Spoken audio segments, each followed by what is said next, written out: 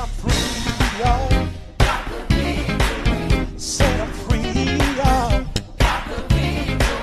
Set I'm free, y'all. Yes, I am. Set I'm free, y'all. Set I'm free, y'all. Set I'm free, y'all.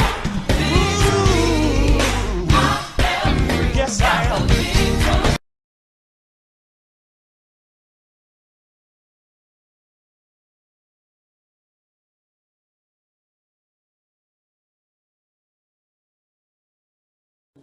Well, good morning, good morning, good morning, good morning. And this is the day the Lord hath made. Let us rejoice and let us be glad in it. So good to see you this morning. Welcome to the Hope TV. I'm E. Dewey Smith, and I am so excited that you've tuned in to be with us today on Hope TV. It is my prayer and my pleasure to welcome you to Hope TV. I hope that you're walking in the favor of God, and I want you to know that God is blessing us right now, that his mercy endureth forever. So what a blessing and what it is, what a privilege to see today. I want you to just come on in and drop me a line and let me know the city, the state, and the country from which you're viewing. We take your viewership very, very, very seriously. And so I'm just thankful to each of you for being a part of the Hope TV family today. And if you're watching through a platform today, that will allow you to drop me a line. Come on, drop me a line now. Send me some comments. Y'all come into the room and let us know the city and the state and the country from which you're viewing. Uh, Blessings to you, Brian Ward. Good to see you today, and glad to have you here with us. Lakeitha Winfrey, blessings to you. Blessings to you. Laurenburg, North Carolina. Spencer is here with us, and glad to have you here from Laurenburg, North Carolina. Blessings to you. Uh, Glad just Hammond, Louisiana. James Jones is here today with us. Brad Ward from the deck, from Decatur, where it's great. Glad to have you with us, Brad. Appreciate you being a part today. Amy Robinson from Deck, from Decatur, Georgia. Blessings here with us on YouTube. Good to have you with us. Mary Jackson Thomas from Hayden, Alabama. Blessings to you. Vicky Tolliver. Blessings to you. There you go, starting already. Y'all starting already. Duana Lawrence. Blessings to you. All the way from North Carolina. Glad you're with us. Happy to have you with us today. And I don't have to ask y'all by seeing this line. Esther Greer, good morning to you from Dallas, Texas. Blessings to you, Esther.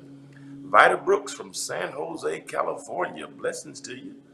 Glad you're with us today. It's a pleasure to have you here with us. I'm still trying to get used to these things. Um, it's that Willie Mae McIntyre from Fayetteville, North Carolina. Blessings to you. Esther Grit, thank you. Y'all trying to make me feel better? Tom Lyons, blessings to you this morning. Tom, all the way from Victorville, California. Glad to have you support Tom. It means the world to us. Um, who else is here with us? Y'all come on in the room. Y'all come on in the room. Glad to have you here with us today. Y'all come on in the room. Joshua Wilson, there you go. There you go, Joshua. Just I really appreciate. Yeah, thank you. Yeah, I'm just for the record. I don't have to wear these. I don't have to wear them. It's just, you know, I'm trying to give Teresa blessings to you. Temple Yates from Huntsville, Alabama, blessings to you. Yeah, just those, so I can read these names. Jack Christina Jackson, good morning to you from East St. Louis, Illinois, blessings to you. Good morning, Ruby Johnson from Ozark, Alabama. Good morning, Geneva Stirrup from Orlando, Florida. I'm just trying to figure out how to work these things. Yep. And so I can see better. The small stuff I can see it better. So what a blessing to you. Don't be ashamed. I'm not ashamed. I'm just not gonna let y'all pick on me and bully me because I'm got call everything bullying. I'm just teasing. Yeah, I can see. I'm just letting y'all. I'm just letting Joshua know that my fraternal brother and mentee. Just letting him know that I can see without these, but you want to see clearly. That's right. Good morning to you, Geneva. All right. Blessings to you. Brian. You making fun of me this morning too. Yeah, I'm gonna get this thing. I'm gonna get it correctly. This feels kind of weird. I don't know where they am, but they do help. Yeah, they does help. They do help with the small fund. Yeah, but like that right there, still small. Good morning, New Orleans. We visit soon. Myers, like even that still. What does this mean? Avis Mike, John Christina Jackson. Go for every time. Every bit helps. That's you right about that. Listen, it helps makes the names bigger. Good morning. Good morning to you, Francis Hargis from Philadelphia, Pennsylvania. Really glad to have you with us, and I appreciate y'all for being a part. Yes, the real thing, but I can see better. Good morning. Good morning, Tasha. Thank you. Appreciate it.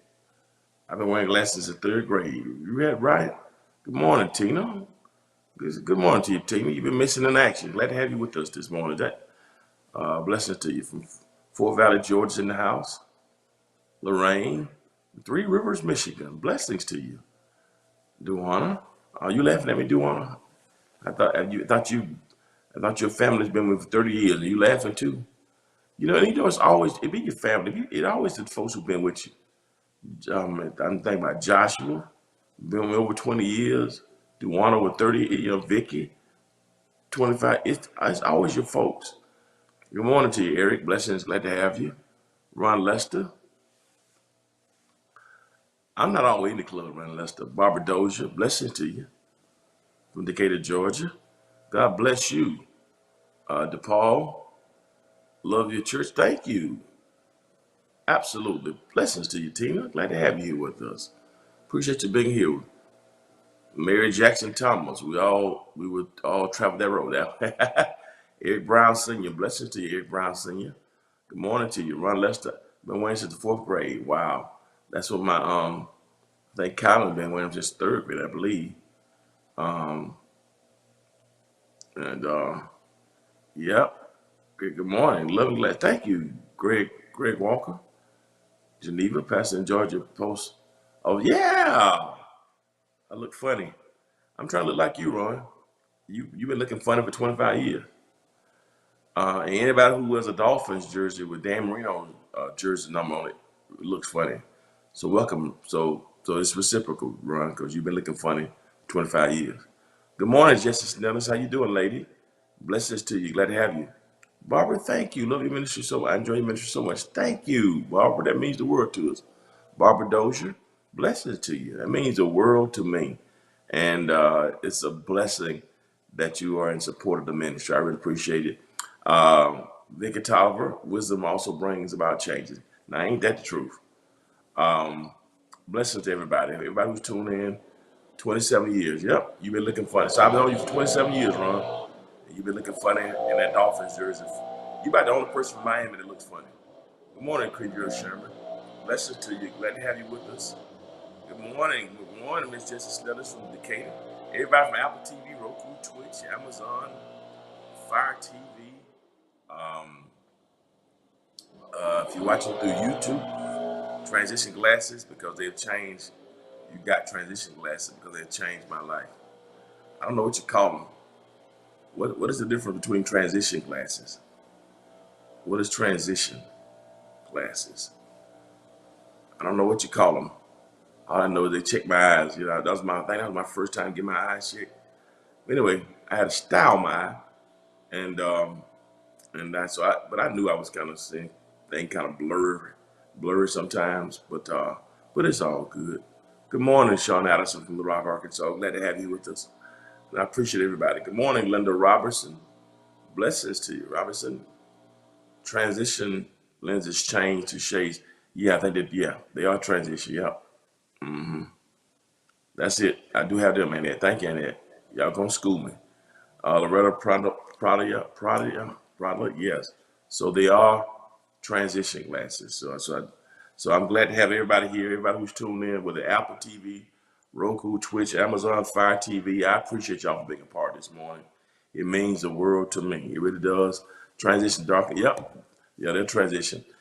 Yes, and if you're watching through a platform that will allow you to subscribe, like, comment, or share, please consider doing so now. Yep, they are transition. Yeah, they are transitions. And Yep. So y'all subscribe, like, comment, and share. Uh, every time you subscribe, like, comment, and share, you help us to expand our platform. And we got some amazing stuff happening. It is amazing. And I'm just thankful. You have transition, yeah.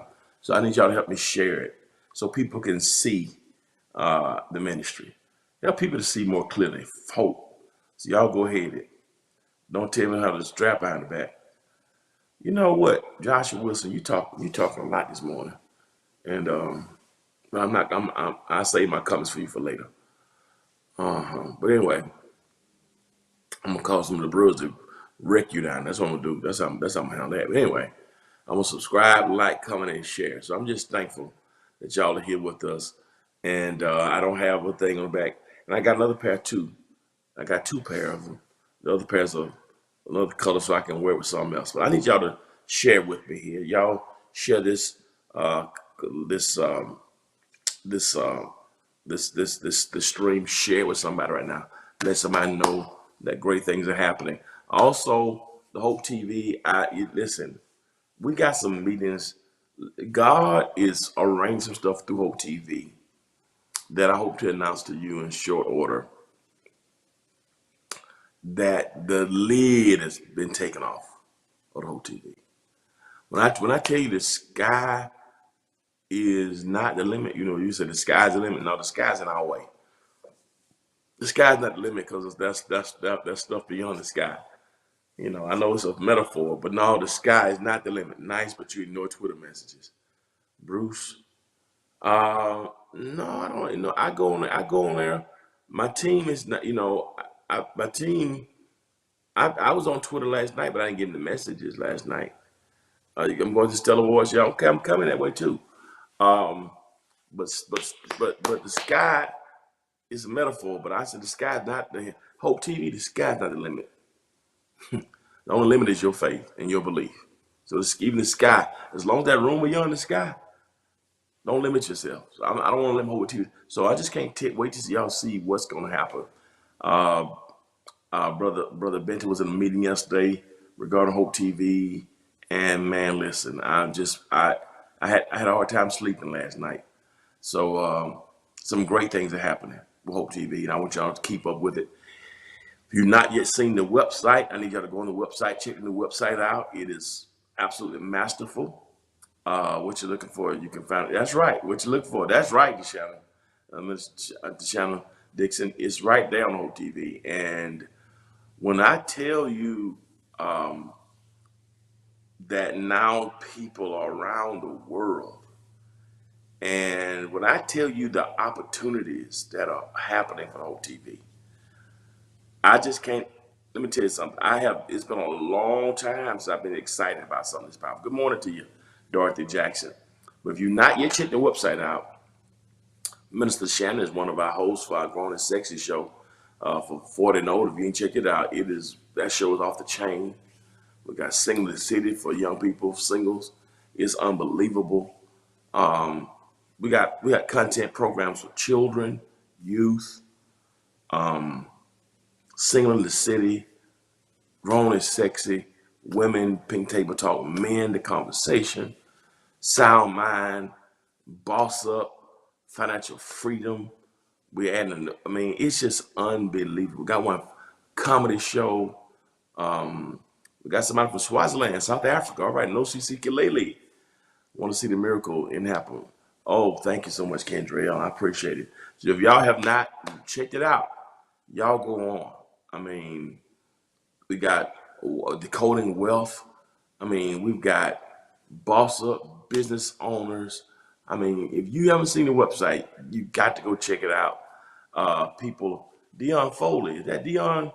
Is that Dion from Houston, Texas? Is that Jimmy Scott's? My late Alma Bear's son, that Dion? That's you. I've been thinking about your dad all week. Blessings to you, Dion. Thank you, Esther. It is very nice. So if you have not checked out Hope TV, man, blessing to you, Dion. We just talking about your dad's birthday. I know it's coming up next month in a few weeks, June 11th, and we miss him so much. Single City, Young Adults is powerful age group. Yes. So if you're not just checked out on the website, I need you to go to Hope TV. And in a few weeks, we're gonna find out if we won the Telly or the Stella Awards. It's coming up. So, and we also got submitted for a regional Emmy Award. So this is y'all don't understand what's happening. People in TV do. People in TV and the TV and film industry hear about it and they watch. They're like, "What in the world are y'all doing?" I think because many of us may not be familiar with all it takes to pull this off. We pulled off a miracle through Hope TV and kept our people abreast. So I'm excited about it. So make sure you go to HTV now, check it out, and be blessed. And keep listening out for the great announcements that are happening. We started Hope TV in March of 2020 to touch our membership and our community, and God has turned it into a full-blown network, and we're only just beginning. And so y'all keep looking at it. Keep looking at it. Yes, Geneva, you watch it. Geneva's in Orlando, Florida, but Singlet City, Young Dust is powerful for that age. It really is. And you won't find a bad program on the whole network. It is amazing. I'm excited about it, and I thank God for you, and you. And also, if you didn't catch the interview that I did with Mother Lula Spencer, I did an interview. God bless you to you, Bronson. There's that Dozer Smith Johnson. Blessings to you. Thank you. I did an interview with the oldest member of our church, and they added this past Sunday on our pre-show for our online worship. If you missed it, the program lineup is so wholesome. That's right. You don't have to watch news, man. That you're exactly right, Geneva. We want to have entertaining faith, stuff that's Hope TV is a lifeline for me. That's wonderful. Interview was awesome. You saw it, Kendra? If y'all missed it, we did a special one-on-one with Lula Spencer. Y'all, she's just as jazzy as she wants to be. And I can't wait till y'all watch. She's 103. She'll be 104. You're right. Brian Ward, who I met 2 weeks ago, lives in Decatur. And he found out about the church through Hope TV. He's right there in Decatur. That's right, Sean. Sean is Little Rock, and she watches it. So y'all make sure y'all go on. No, we can't forget the oldest thing. That never. And I was raised around the older people. And if you missed that interview, I think they're gonna schedule it another time this week. I'm not sure. They're gonna let me know, but I want y'all to see this interview that I did with Mother. We called it one-on-one. Y'all, she just is jazzy, and she'll be 104 August 3rd of this year. She was born August 3rd, 1918. And man, I tell you, she's just as lucid, just as thoughtful. Her mind is just as sharp as yours and mine. And she tell you, the only thing short on her hearing is a little bit, but she is, man, she gets you right together. And you can, I said to somebody, I don't know maybe I was talking to, who was I talking to about this? I don't know, it was somebody mentioned to me, they said, prayer and love, you're right, Tina. Said, can you imagine how spunky she was in her 70s? She know exactly what she want. And it was an amazing interview, y'all. And she gets around.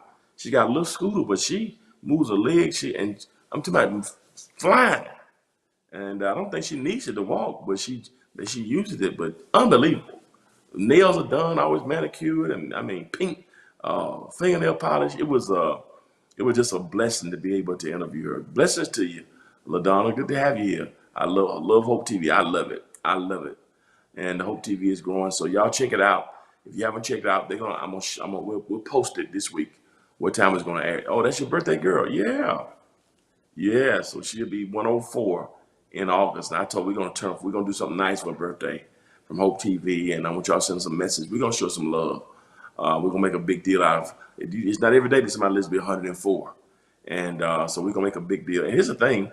She's been to the last 3 or 4 funerals that I've done in the church. I'm like, you're 103, still going to, yeah, it is amazing. She's just a beautiful, beautiful woman. And so shout out to, she may be watching now because she watches everything.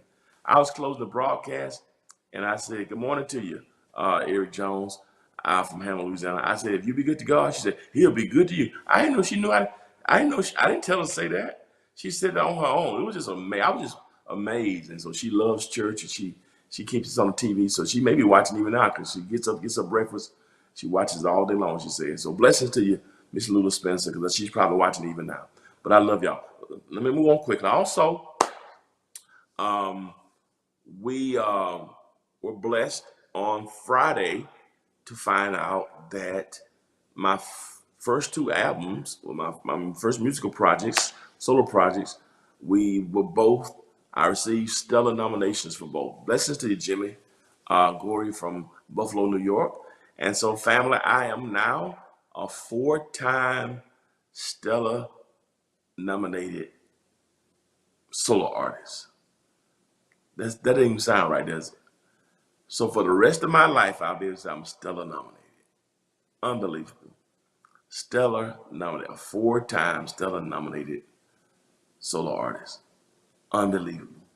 It is the most amazing thing. Want to do it? You're right. And so I want to shout out to Don Jackson, CEO of the Stellar Awards, the SAGMA members of the Stellar Awards, all of the fans who voted. Man, what an amazing blessing. A four-time. Blessings to you, from Fairview Heights, Illinois. And so the tickets are going to sell on May 25th. Perform. Yeah, I didn't see this. Americus, Georgia. Thank you, Dorothy. D. Long, blessings to you. And so tickets will go on sale May 25th. Thank you, Eric. So I'm asking everybody, blessings to you, Tiffany. So I want everybody who can, if you're in Atlanta, July 15th through 17th, it's going to be on that Saturday. Especially my household family, I want y'all to show up. I want to pack that place out. Thank you. Thank you, Nichelle. I appreciate that. So we're going to be, it's going to be at the Cobb Energy Center on July 16th, and tickets go on sale on May 25th. So y'all come out and celebrate with me. If you're in Atlanta, y'all come out and celebrate with us. Thank you, Lavon. I appreciate it. So I'm honored, and to God be the glory. And so it's been a great time, not just for what we're doing musically, but what we're doing media. And so God is in the blessing business. And so not only did he bless, so the last 2 years, he's blessed everything we've been touching. He's been doing it. Not surprised. Oh, thank you, Eric. Not surprised. Lord, blessings to you, man of God. And so the stuff we're doing in ministry, God has been blessing it, even for operations and ministry. The stuff we've been doing in the media, Hope TV, he's been blessing it. And the stuff we've been doing with music, he's been blessing it. So look what all God has been blessing it. And I'm just telling you that I believe favor is on your life. And I believe this is a season for supernatural increase and / or debt cancellation. I believe it's a time of increase in every area of life. And I just want you to receive that and walk in that in the favor of God. I believe it. I just believe it. And heard your song on the radio and thought I had my city on. Man, listen, it's a blessing. Matter of fact, they're getting ready to, not a radio people, they're asking for my new single. So I think they're going to start playing the new single shortly. So, and they're already saying this thing is amazing, more amazing than the first one. So to God be the glory. So y'all keep me in your prayers. Play and see every day. Oh, thank you. Praise the Lord. And so we're in the studio working on the second album already. And so let's not for Courtney Franklin. His first artist we signed was from Georgia, back in Maryland now, Bishop Macklin. Yes. Love Bishop Macklin. And so Bishop, Pastor Courtney Franklin's album will be out in a few weeks. And we also signed Pastor Michael Lampkin to our record label. So his album will be out in the fall. And so we got two new artists on Pepper Street Records. And so listen, y'all just keep out. We're just getting started. But the best is yet to come. So I want to see y'all faces July 16th. Tickets go on sale May 25th. StellarAwards.com. But thank you to everybody who voted for me. I'm in 4 categories for the Stellar Awards. I was nominated for the Traditional Male Artist of the Year. I was nominated for New Artist of the Year. I was nominated for Traditional Album of the Year, and also Special Events Album of the Year for my Christmas project. So both projects that I released in less than 2 months, both of them got stellar nominations. You can't tell me that's nobody but God. So to God be the glory. Blessings, Mary. And I appreciate you. So keep us lifted, all right? And y'all pray as they start releasing the next single in a few weeks. The new single is going to be coming out. And hopefully y'all hear that. And it's going to be a blessing. And there are some radio stations have already begun to play it on yesterday, the new single. So some stations I got two records playing at the same time. Nobody can do it but God. Nobody can do it but God. So to God be the glory for the great things God has done. All right, now let's get started. We're in our lesson today. And I want to talk about the importance of living by the Spirit. Spirit-filled life. And it's a fact. We cannot be God's given. Yeah, we can't be God's given. There's a life that we can live. There's a life of us, life of self. And there you go again, Vicky. Now you're laughing. Okay, yeah, you're laughing. I only put these on because my doctor told me she wanted me to get used to them. I don't have to wear these all day. But since I was reading these small lines, and this is one of the things that let me know I was having trouble reading that top line. But people just being funny with me. But it's okay. It's all right. They made fun of Jesus. All right, and it's okay. And it's your time. My God. Yeah, to God be glory. And been through a whole lot, but God is good. And his mercy endure forever. That's what I know. His mercy endure forever. His mercy endure forever. Um, what does the spirit-filled life look like? And I want to look at this scripture because it's very, very powerful. And I'm not going to hold you long, but I want to look at this. What is the life of the spirit? Because it's so easy to live a life of emotions. And this is what Paul says in Galatians 5:25 in the Message. Blessings to you, Coach. It says, this is the kind of life we have chosen, the life of the Spirit. The life of the Spirit. Paul is trying to get those Galatian people to stop going by codes and customs and creeds and culinary choices and ceremonies and circumcisions. So I want y'all to live a spirit-filled life. We don't need the law to guide us. Now let the Spirit, one pastor said the letter kills us, but it's the Spirit that gives life. And I think a lot of times that message is so apropos to us because so many of us live lives of superstition. You'd be surprised how many people live their lives by superstition. How many folks every day. You'd be surprised right now how many people disgusted with themselves because they broke some glass. Because they broke glass, they said they think that means they'll have 7 years of bad luck. Or they walked up under a ladder, and that means it's going to rain on their head. Or their husband bought them some shoes for their birthday, that means he get ready to walk out their life. They were going to work this morning, they saw a black cat, that means there's an omen, bad luck is coming. You'd be surprised, the head itching, that means that the enemy got a piece of their hair at the hairbrush. Oh man, y'all, some of you from the South, y'all know, man, anything goes. And so many people, even people of faith, never walk on a crack when you're outside. If you're holding hands, walking through the streets, never let something in the streets, a fire hydrant separate you. Hold hands, that means you're ready to break up.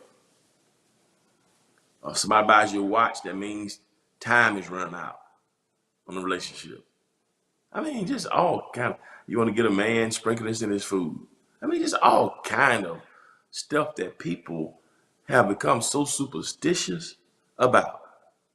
And some of y'all watching me right now may have a rabbit's foot on your keychain because you think it brings you good luck.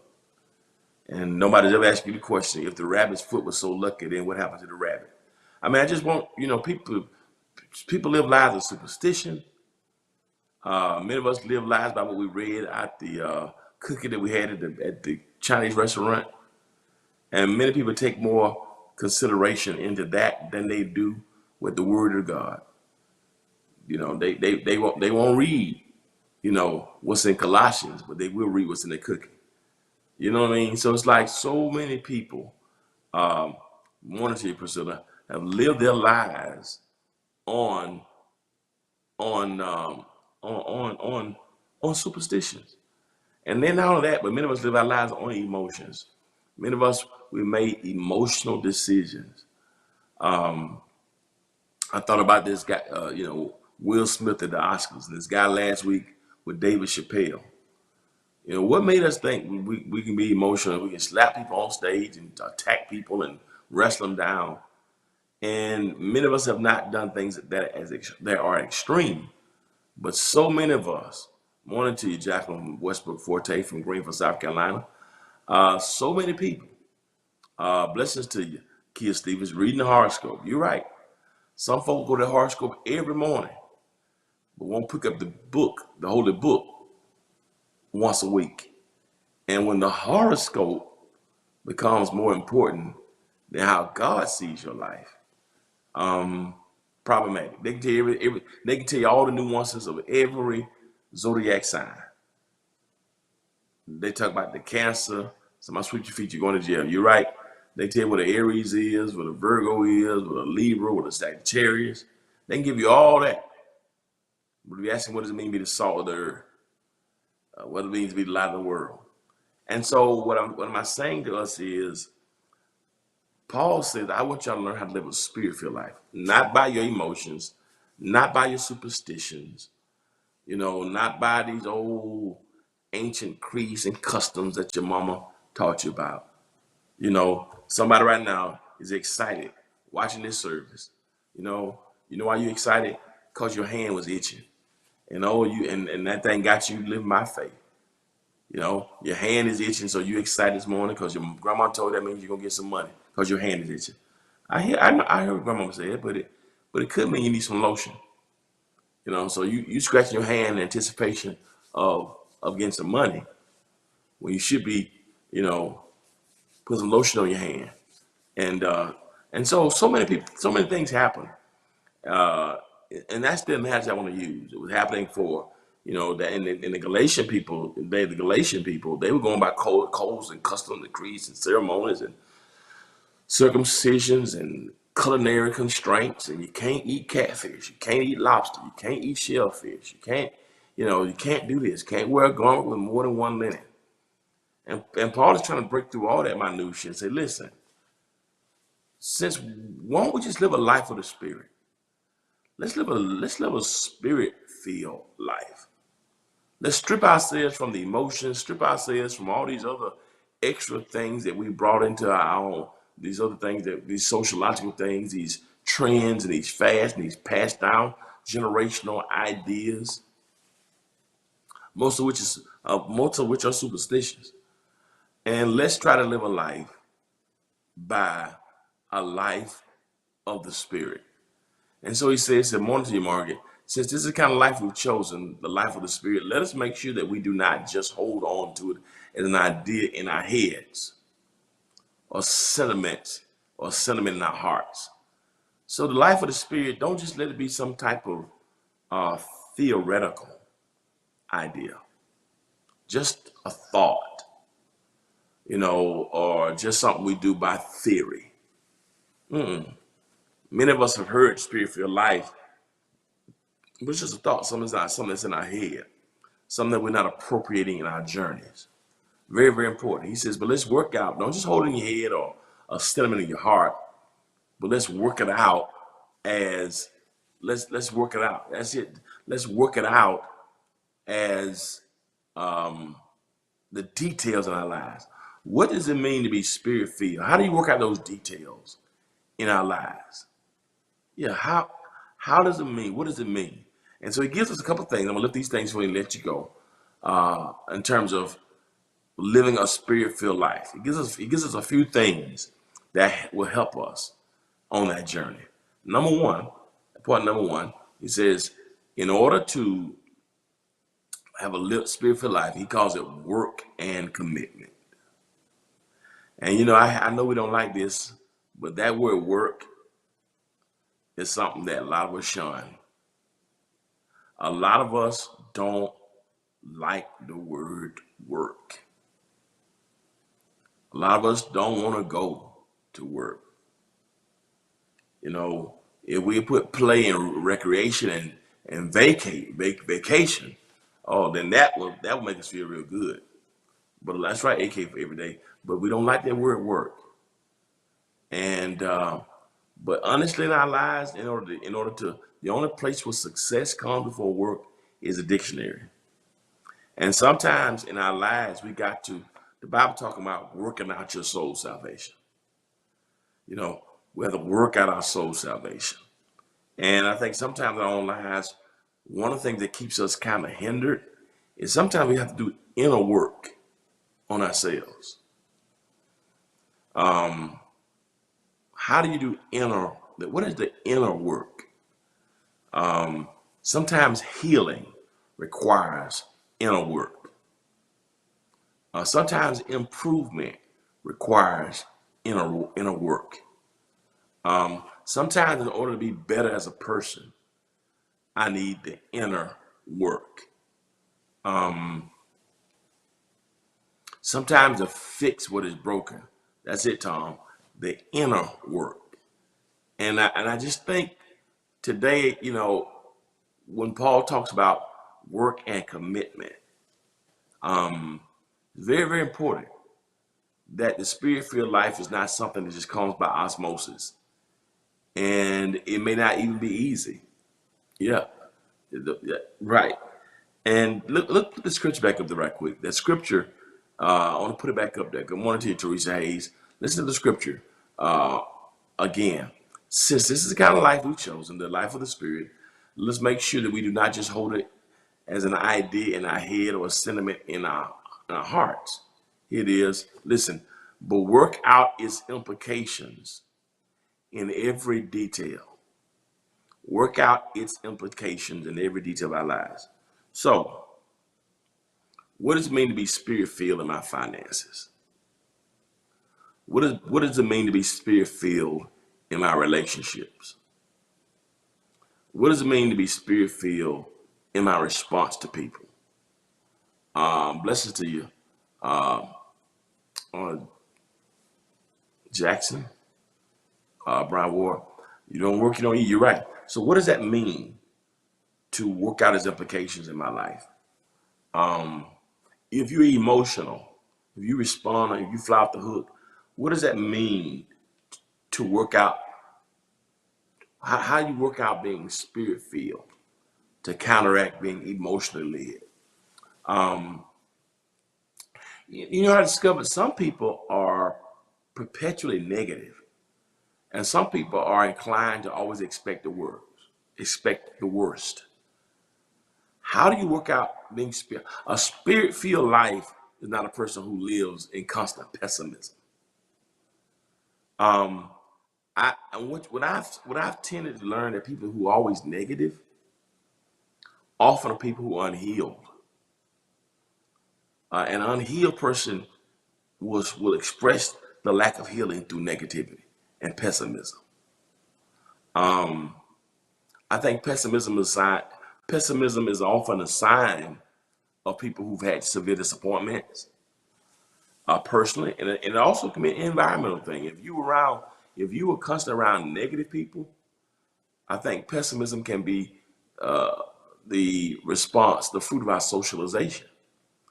So if you're around environments, if you wanted to, you Edward from Oakland, California, blessings to you on YouTube. So if you're always around negativity, right?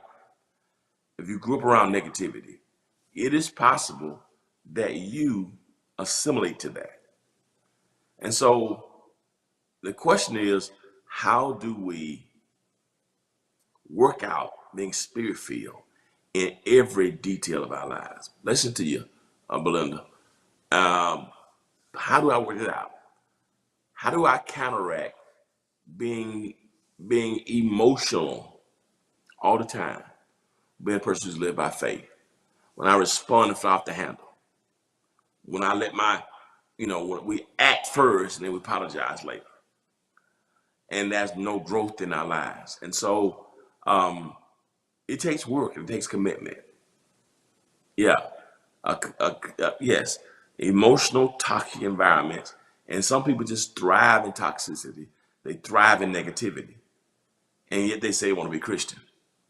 So what Paul is saying here is, if we're really going to live, that's it, Willie. If we're really going to live a life by the Spirit, we got to do some work. Here's some questions you guys. Why am I this way? Why do I constantly expect the negative? I'm learning with a lot of people too. A lot of people expect the worst as a defense mechanism.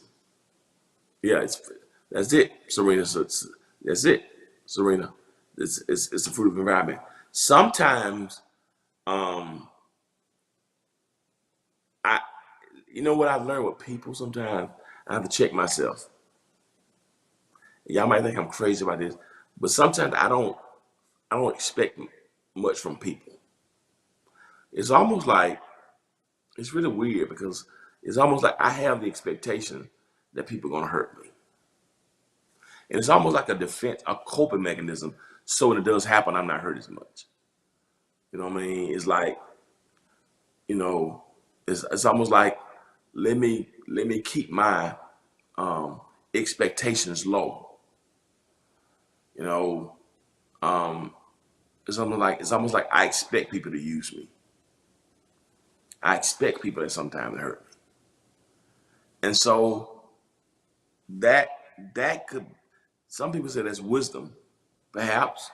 There also could be a person who needs to continue to work through who needs to work through their own hurts, where we don't expect much from people. You know what I mean? And I just think it's so important that many of us sometimes we even expect to give more than we receive. And I think it is better to give than receive, but I mean, even in relationships, we don't expect much. And and I just want to make sure that is not because we're not doing the inner work. Um, you know, you don't. If a person is in a if a person in a relationship, they're being physically abused because they think that's their lot, right? It could be that they don't expect. It's almost like they think that this is what they're supposed to deserve. You know that this is the best I can get to be so they will stay in that situation. Yeah. So I want to just share today that I think all of us have to do some inner work. Inner work makes you be reflective. Inner work makes you be self-evaluative. Um, that's right, McLean. That's right. Um, Inner work may cause you to ask honest opinion of the people that you're around. You know, inner work may require therapy. Inner work may require prayer. Um, you know, when I'm around people always negative, I say, why are you always morbid and negative? Before you say a negative thought, I want you to think about it before you respond. And because what happens is we don't realize that when you respond to negativity, you really here's the thing why this work is so important. The life of the spirit. You can shape your environment with your words, right? Um, we can shape our environments with our words. And so, man, they'll never do this. You know, um, you can compliment people. You can find some compliment people every time you compliment them. Oh, this ain't nothing. Oh, that's not something. This whole thing. Oh, I know some men who may compliment their woman, compliment their wife. Oh, you look so good. Oh, I got so big. Oh, your hair looks nice. You did something to it. Oh, this hair it's so greasy. Like they can't even accept a compliment, right? And so I think the inner work. I'm gonna talk more about that on Thursday. Um, what does it mean to do the inner work? And because a lot of us, in order to live a spiritual life, what it means sometimes is you got to first of all you got to identify what kind of life you're living. What have you been driven by? Um, because some of us are driven by fear, because we live fear-driven lives. We make every decision based out of fear. Some of us live money-driven lives. Everything we do is in order to get money. That's right, James. Um, some of us don't live purpose-driven lives. Some of us live emotional lives. Um, so I think it's important to understand. In order to do the inner work, the first thing that we have to ask ourselves is, what's driving me? What is my behavioral purpose? What is the thing that's really leading me? Is it fear based? Am I being led I think it was Socrates who once said that the unexamined life is not worth living. That's what Socrates says. The unexamined life is not worth living. And in order to live a spirit-filled life, a spirit-driven life, we first have to ask ourselves, what am I driven by? Am I being driven by a fleshly life? Am I being driven by a life of fear? Am I been living by a life that of what happened in my childhood? Am I still being driven by anger? Am I still being driven by unhealed emotions? Am I driven by doubt and distrust? Am I being driven by money? Am I being driven by success? Because you can't live a spirit-filled life until you identify what kind of life you've been, what is filling you now, what is driving you, what is the motivational purpose behind everything you do. And if you check a person's motives, and that's one thing that I've been really looking at with a lot of people with my team. I really evaluate them, and I can tell you sometimes what's the thing that's driving them. And here's what's very, very important. Sometimes when you see staff or people around you that they act out, you look at the action, but you don't look at what's behind it. And a lot of times, if you can discover what's behind the action, you can help to bring healing and point them into the right direction. But you got to understand what is the motive behind it. It's something behind it, right? It's something behind the action, that drives that person. And so work and commitment. Lord, help me work. Help me commit myself before I respond to be spirit-led. Here's another one. Lord, before I fly off on the handle, before I speak a word, let me commit myself to thinking about what I speak, because once it's out there, I can't take it back. You'd be surprised how many couples have ruined their relationships, right?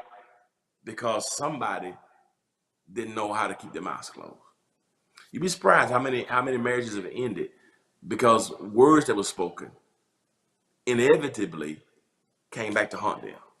So sometimes it's best to be quiet. Sometimes the spirit, the Bible says in the book of Acts that the spirit showed up and made them speak. And some people think that speaking in tongues is one of the main signs of the Holy Ghost. I get it. Speaking in tongues was evidence of the Holy Spirit on the day of Pentecost. That was one of the signs. But can I tell you something that the Spirit does that's just as important is make you speak in tongues. And this is what people don't like this. People think that the Spirit is supposed to make, the sign I got the Holy Ghost is I speak in tongues. I'm going to show you another sign that's just as equal that you got the Holy Ghost. It's not that you speak in tongues. One of the signs that you got the Holy Ghost is that you can hold your tongue. I just said something. That's tweetable. That's YouTubeable. That's Apple TVable. That's Roku TVable. That's Amazonable. Yeah, that's Instagrammable. Speaking in tongues is not the only sign that you have the Holy Ghost. Sometimes the greatest sign that you have the Holy Ghost is that you can hold your tongue. Yeah, let me commit myself to be quiet. Let me commit myself to doing the work to keep my mouth closed.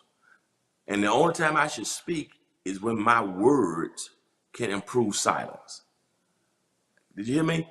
If your words can't improve silence, then hold it.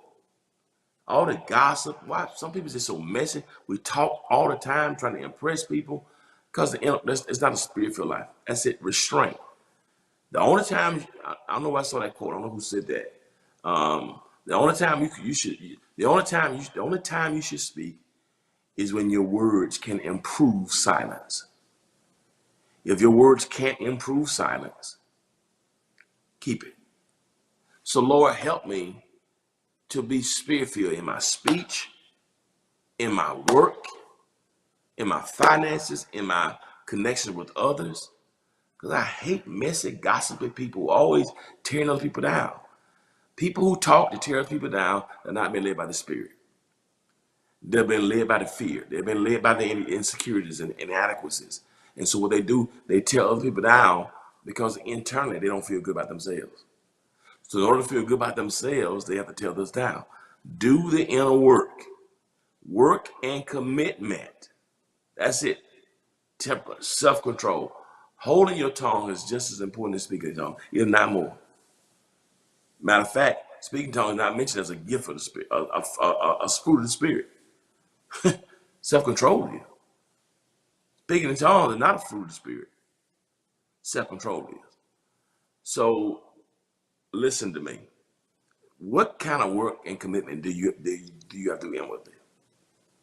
If you're the one who's always causing pain in relationships, if you've dated 7 people, you've been married 4 times, 3 times, and every one of your relationships ends up the same way, and these people who don't even know each other have the same testimony about you,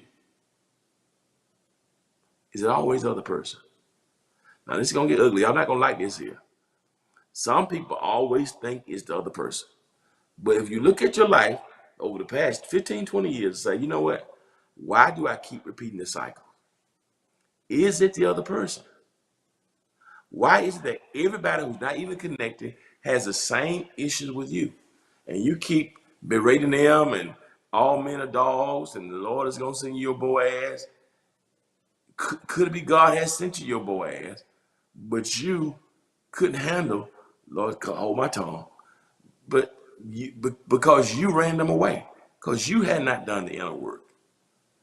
You know, because you were broken in one relationship and unhealed, and the next person that comes, you make them pay a tax on something that the other person had done. That's it, Tasha. Psalm 143, 141 and 3. I love it.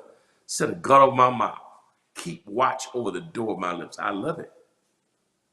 And so I just think part of the issue is the ability to look inwardly. What is it about me that's driving me? If I'm not spirit filled in this area, what is filling me in this area? Believe on others. What is it? Is it how my dad? Is it how my dad, was around my father? Was it my mama? Was it, you didn't have a father in your life? Was it somebody you dated in high school? Was it, somebody who traumatized you early on in life?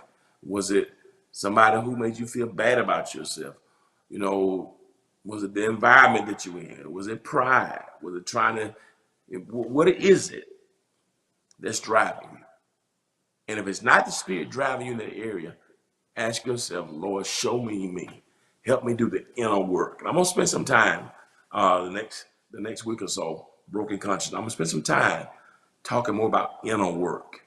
Because it's something that a lot of us don't really want to deal with. It's the hardest kind of work, to be honest with you. I actually when I had my first job, besides throwing newspaper, I knew that I laid sod with a company called Whitnall Lawn Company. And Whittenham Lawn Company. I knew how to put sod down and lay sod, lay grass, whether it was fescue or centipede. We lay the rows out and till the ground to make sure all the rocks were out. And then we would roll it and then make it nice and put the pallets out and then water it. Then I learned how to put sheetrock up, how to hang sheetrock, drywall, how to nail it, how to tape it, how to sand it, how to bed it, get it ready for painting. You know what I mean? But, so I knew how to do all that. And but let me tell you something. And that can be hard work, and it is very hard work. But the inner work is more difficult than that, because that's just physical work. That's just physical work. You just learn the trade. Inner work makes you look at yourself, and sometimes the hardest place to look is within. And so if we're gonna live a spirit-filled life, work and commitment, and being honest with ourselves. Being honest with ourselves. Why do I keep running people away? Why am I negative? Why do I keep repeating the same cycles? Why do I keep attracting the same kind of people? Why do I run people away? When it's time to get close in relationships, why do I do something? Because, I don't want to get too close. So I run them away because I don't want to end up hurt again. So these are the types of questions we have to ask ourselves. the inner work, working out your soul salvation. So that's one, working commitment. Number two, move herd. I'm over my time. I talk too much introduction. His spirit for life. Number two, willingness to not compare. You want to live a spirit filled life, working commitment. Number one, willingness to not compare. I love this. Willingness to not compare. It's right here in the same text. I'm really embarrassed by this text, but it's so practical. The willingness to not compare. Look what he says. Since this is the kind of life we've chosen, the life of the Spirit, let us make sure that we do not just hold this as an idea in our heads or sentiment in our hearts. It is, but work out its implications in every detail of our lives. Listen carefully. Spirit for life. Listen. I love this. Listen what he says. That means we will not compare ourselves with one another, with each other, as if one of us were better and another worse. Lord have mercy. Got another victim in California. Hey, Karen. Listen. That means when I'm led by the Spirit that I will not compare us. We will not compare ourselves with each other, as if one were better and another worse. I love that. The spirit-filled life is not a life of constant comparison to people. Spirit-filled life helps us to realize that people aren't our measuring stick. I want you to type that in. Take another human being is not my measuring stick. I love this message, Bible. I can't live my life by the Spirit if I'm comparing myself with each other as if one is better or another one's worse. And when I've been studying this whole thing with social media, and it's going to take us decades to really unpack the negative connotations and the dangers and the downside of what social media has done in our culture. Particularly with our young people. They look at social media, many of them live lives of depression because they look at what others are doing. And not just our young people, but we have a tendency to do the same thing. We look at, not just our teenagers, but you will find people who, a single woman who's 35. And she look at a girlfriend who's married and got kids, and she's not dating anybody. Right? And, well, we the same age. She married with kids in the house. I'm single, still in my townhouse, not dating anybody. Or I know some pastors. I talked to a guy, pastor, one day last week. Pastor, man, I look at your ministry and you, man, blah, blah, blah, blah. I preached in Cleveland a few weeks ago, and Pastor, I just admire your ministry, blah, blah, blah, blah, blah, blah. You do this, man, do this. Okay? And he's like, man, well, I just started my church. First of all, you should compare yourself with anybody. That's number one. But number two, you just started church as 5 years old. I've been a pastor for 32 years. You've been preaching for 7 years. I've been preaching for 34 years this coming Sunday. So a lot of times we look at what somebody else is doing and is done, and then get down on ourselves because we think that I'm supposed to be there. But how are you supposed to be there and we at two different places in our life? And then I've seen some pastors who've been pastoring like me 30 years. See some of these new guys who've been up 10, 15 years, like how these guys all over the world got 1,000 members, I'm still, because you got comparison. Because number one, you don't know what you're graced for. Number two, you look at the grass as being green on the side. You don't know that the grass looks green on the side, but that could be artificial turf over there too. Run your own lane. And when you look at others, comparison becomes the thief to joy. I don't know who said that. That's another quote I've said. I've said. I don't know if somebody said it. I've seen it. I've said it so much that I said like I said it. But comparison is the thief to joy.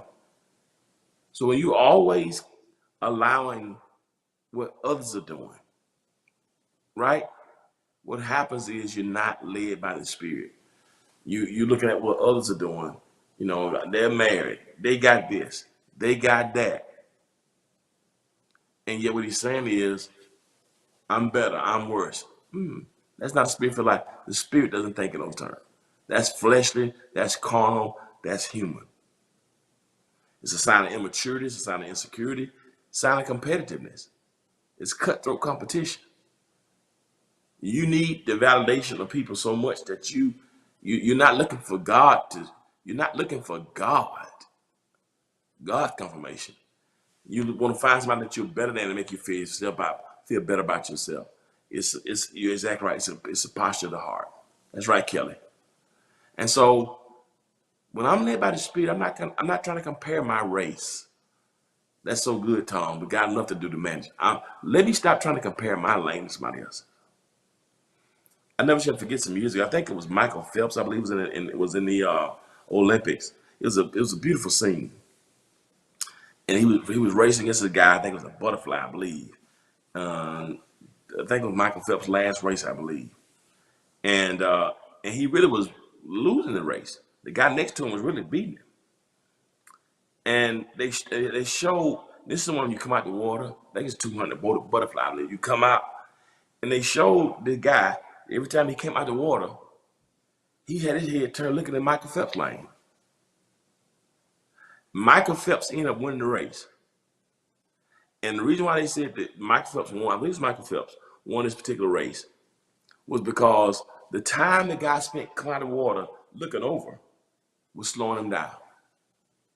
If he'd have kept his, and every time Mike came out of the water, he never lifted his head up and never turned over.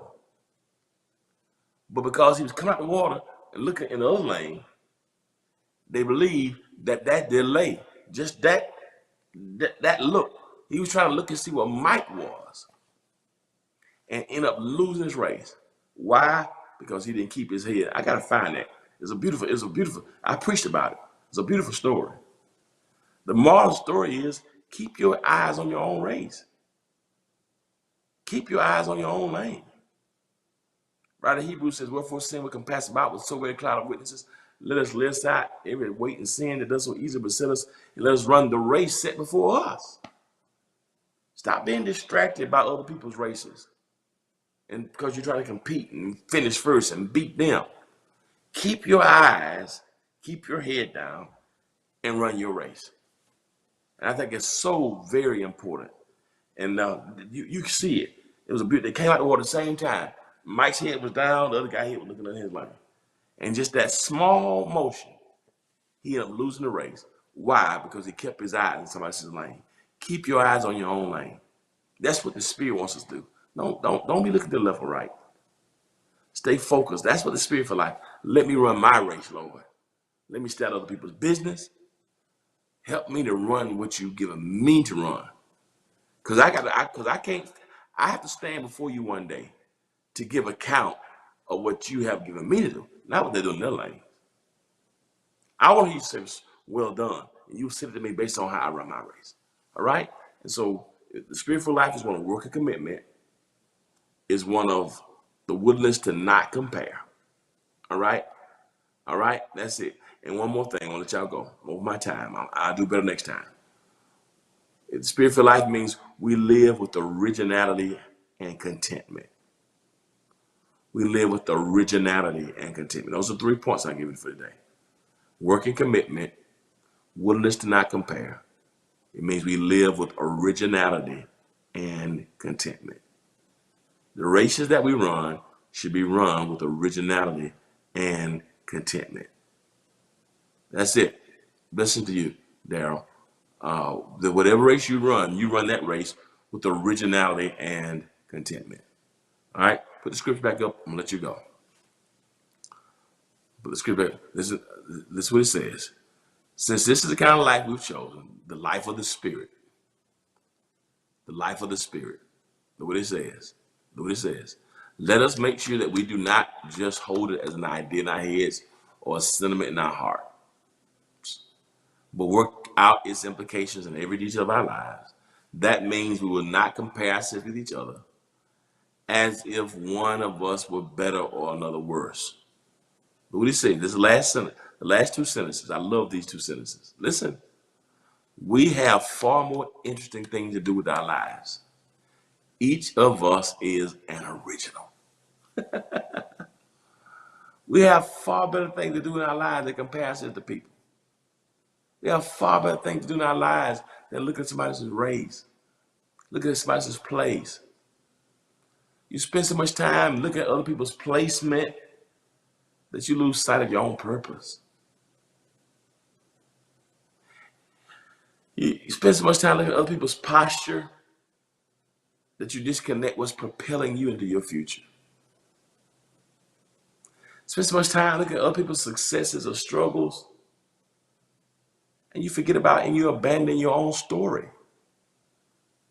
And I ain't got time for it. Keep it to yourself, right? My devotionals every Tuesday and Thursday at 9:30, and Bible study on Wednesdays at 9. Bible study on Wednesdays at 12 and 7 p.m. And so the spirit-filled life is not one of this constant analysis to other people. You'd be surprised how many of us get depressed with our lives, with where we are, because we're looking at somebody else's race. I should be them. I should be further ahead. Well, you don't know what they're going through. What God, what you want me to do? Here's the thing too. We are original. I saw this story. Somebody sent me this a while ago, and it's interesting. That it was like a cartoon. I gotta find it. Listen to you, Jerry. And what it basically said, a dog and an elephant got pregnant at the same time, right? And when the dog and the elephant got pregnant at the same time, right? And a few months later, after the dog got pregnant, the dog gave birth to a litter of puppies, right? Then they said that a little while later, the dog got pregnant again and gave birth to a litter of puppies. All the while, the elephant hadn't given birth at all. And the dog was kind of making fun. People were kind of making fun of the elephant. No, you've been pregnant a long time. This little dog done got it and gave birth to puppies, and they run around, they grown, and the elephant ain't done, and you ain't done nothing yet. Dog gets pregnant again and has birth to another litter. The elephant still hadn't given birth. But then suddenly, one day, the elephant goes out in that field and drops the load and gives birth. And when that elephant gives birth, when that little elephant hits the ground shakes. Other elephants come around and they form a circle around the baby elephant. Lift up that, and they begin to blow to make the noise, almost to give the elephant a welcome party. Right? Here's what's the interesting thing. When that elephant finally gives birth, what she gives birth to shakes the ground. What the little elephant gives birth to, the little elephant weighs more than all the little puppies in the litter that the dog has had. Some of you are wondering, why is it taking so long? You look at other people's lives, why they get theirs first? Why is it taking you so long? Can I tell you why? Because what you're going to give birth to it's going to be so big. It's going to be ground shaking. The announcement going to be made by the other elephants. Here. Something big was just birthed. But the elephant can't be concerned by waiting on in this process. The elephant can't look at the dog wondering, when am I going to give birth? Why is it taking me so long? The dog done giving birth to all these little puppies, 8 puppies running around. I ain't giving birth yet. The dog get pregnant again, give birth to 6 puppies. Elephant hadn't given birth one time. You know why? Because masterpieces are not invented overnight. You're an original. So just because they've given birth to something and produced something before you, could mean that what God is going to do in your life is that much bigger, that much impactful, that's taking time for it to be cemented and fomented. Stop worrying about when the dogs give birth to their litter. And thank God that one day God's going to let you birth something. You are an original. You're a masterpiece. Can't nobody do what you do like you do. Nobody. Stop comparing yourself. Be led by the Spirit and realize, that I can't be weary and well doing. For in due season, the Spirit will let you reap if you faint not. So let me just encourage you today. I want to encourage somebody today. The Spirit-filled life is one that requires work and commitment, a willingness to not compare. That's what it takes. And thirdly, the understanding that you are an original. You're an original. You're an original. Nobody can do what you do like you do it. So be encouraged today. Be encouraged today. And know that God is going to do something special in your life. Thank God for what he does with others. Thank God. When you see other litters being born and the dogs having other litters, man, go buy them some kibbles and bits. Celebrate, because it's birth. That's that process. You don't have to be angry. Celebrate. When they give birth to something, celebrate. God didn't stop giving birth. Just celebrate. That's right. You're original masterpiece. Celebrate. Blessings to you, Courtney. Blessings to you, Courtney. Celebrate. You don't have to be envious or jealous when somebody else is blessed. Bless them. Celebrate. Come to that party. Celebrate. Yeah. Thank God for that litter. But you don't know how big the thing is God's going to bring in your life. And being envious and jealous is that's not spirit-filled life. Spirit-filled life is knowing that what God has done for somebody else, he'll do that and even greater for you. Spirit-filled life is knowing when God blesses your neighbor, it simply means he's in a neighborhood. That's all. Be encouraged. You're an original.